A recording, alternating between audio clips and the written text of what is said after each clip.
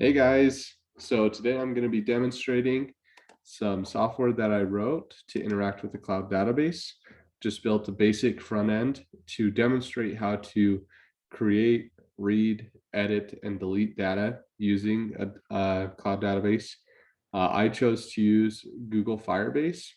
So I'm going to show you the front end and how it works with the application. After that, I'll give you a peek at the database, and then we can look at some code. So first of all, here we are. This is the dashboard. It's nothing too pretty, but we've got some 4 basic buttons here. I can hit create a user. It prompts me for a user ID. So let's give it one. So there's user 120. We'll call him, let's call him John Wick. And then the email will go at email.com. Then we'll create him. And now we can view our users, look at the database, has a list of all the old ones that I've made, and boom, right there, user 120, and there's his information. Now, we've got it stored. What if we want to edit it? Well, we can do that. We'll just grab the user ID from that, and it needs to match, of course. And we can change his username to both Superman this time. Away.com.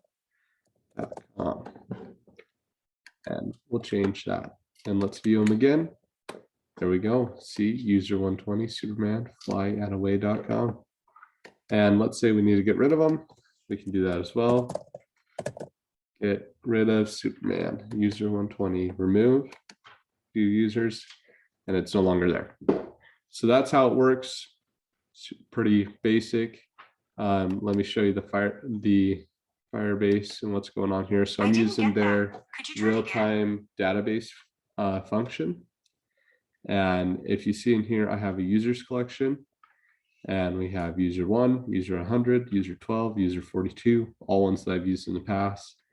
And they each have a username and an email. So that is how the data is structured. And that's pretty simple. I mean, the rest of it is in the code. So here we go. This is my HTML for the web page, really basic. I'm actually mostly dynamically generating the HTML with JavaScript. So that's where this is happening.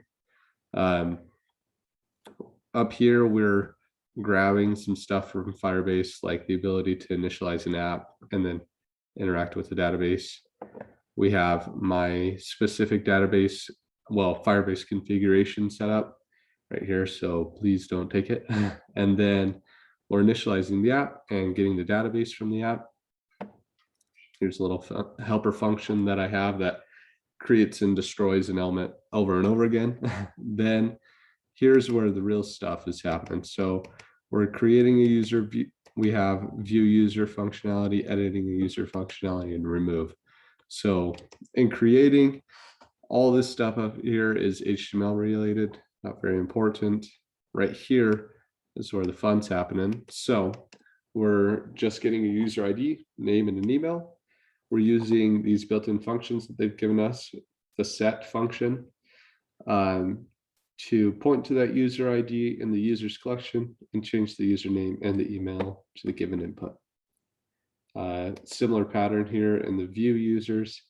We're getting the reference of our users collection, and we're taking a snapshot of it. So whatever it was at the moment that we hit the database, that's what we'll pull away.